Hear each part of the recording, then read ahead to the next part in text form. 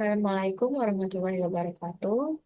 Kenalkan saya Sofian Dani dengan NIM 240755675. Di sini saya akan membuat video sebagai pemenuhan tugas dari mata kuliah MKU Bahasa Indonesia eh, dengan materi pembahasan peran katalisator perancang busana dalam mendukung capaian SDGs 12, konsumsi dan produksi yang bertanggung jawab melalui ekonomi sirkular. Yang pertama, saya akan membahas latar belakang atau urgensi transisi. Masalah ekonomi linear. Industri fashion didominasi oleh model fast fashion yang bersifat ambil, buat, buang. Hal ini memicu fenomena pakaian sekali pakai yang meningkatkan volume limbah tekstil secara drastis dan mencemari lingkungan. Solusi untuk ekonomi sirkular adalah respon terhadap keadaan darurat lingkungan, memerlukan restrukturisasi sistem produksi di mana desain berkelanjutan bukan hanya tren, tetapi strategi untuk inti mitigasi kerusakan. Selanjutnya, perancang sebagai katalisator. Peran desainer sangat krusial dalam rantai pasokan. Yang pertama itu adalah sebagai dampak signifikan. Keputusan desain awal mempengaruhi hampir dari 80% total dampak lingkungan produk. Oleh karena itu, desain awal pun harus kita pikirkan untuk lingkungan ke depannya. Yang kedua ada prinsip cradle to cradle. Mendesain produk agar komponennya dapat kembali ke siklus biologis atau teknis tanpa menjadi sampah. Yang ketiga ada stewardship. Desainer bertindak sebagai pengelola ekologis, merancang untuk ketahanan atau durabilitas, dan kemudahan daur ulang atau disassembly. Selanjutnya, kita akan membahas inovasi desain berkelanjutan. Pada gambar yang pertama ini merupakan upcycling, mengubah limbah sisa produksi atau perca menjadi busana bernilai tinggi tanpa material baru.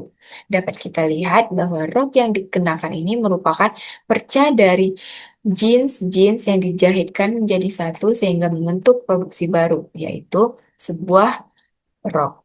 Selanjutnya, Zero Waste Patterning, strategi pola konstruksi efisien yang meminimalkan sisa kain hingga di bawah 15%. Inovasi material, penggunaan serat daur ulang dan teknik quilting plastik biodegradable untuk mengurangi limbah padat. Selanjutnya, kita akan membahas inovasi proses atau pewarnaan alami. Salah satu penyumbang polusi terbesar adalah pewarna sintetis. Inovasi ekoprint atau Hapazone menawarkan solusi ramah lingkungan. Teknik ini mentransfer pigmen warna dan bentuk langsung dari daun atau bunga ke kain. Selain mengurangi toksisitas kimia, metode ini menciptakan motif unik yang mendukung nilai estetika berkelanjutan. Selanjutnya, aspek sosiokultural dan komunikasi. Fashion sebagai bahasa. Menurut analisis semiotika Roland Barthes, pakaian menyampaikan pesan nilai. Desainer berfungsi sebagai komunikator untuk menanamkan kesadaran berkelanjutan. Yang kedua ada budaya thrift atau slow fashion. Praktek thrift fashion atau pakaian bekas menjadi antitesis terhadap budaya konsumerisme, mengajarkan konsumen untuk menghargai durabilitas dan sejarah produk. Selanjutnya ada kerangka rantai pasokan beretika atau TBR. Yang pertama ada people atau sosial. Kolaborasi etis yang memastikan kondisi kerja adil dan kesejahteraan bagi pekerja di seluruh rantai pasokan. Yang kedua ada planet atau lingkungan. Penerapan praktik desain ramah lingkungan seperti zero waste atau ecoprint yang kita bahas sebelumnya dan penggunaan material organik. Selanjutnya ada profit atau ekonomi.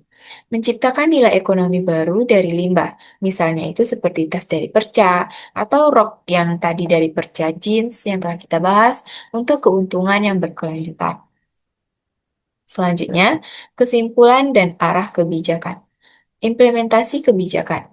Pentingnya dukungan kebijakan seperti Extended Producer Responsibility atau IPR yang mewajibkan produsen bertanggung jawab atas produk mereka di fase pasca konsumsi, serta transparansi rantai pasokan. Menuju SDGs 12, integrasi peran desainer sebagai katalisator, inovasi teknik 4R, dan kolaborasi TBL adalah kunci untuk mencapai target konsumsi dan produksi yang bertanggung jawab di Indonesia. Sekian pembahasan saya mengenai peran katalisator perancang busana dalam mendukung capaian SDGs 12.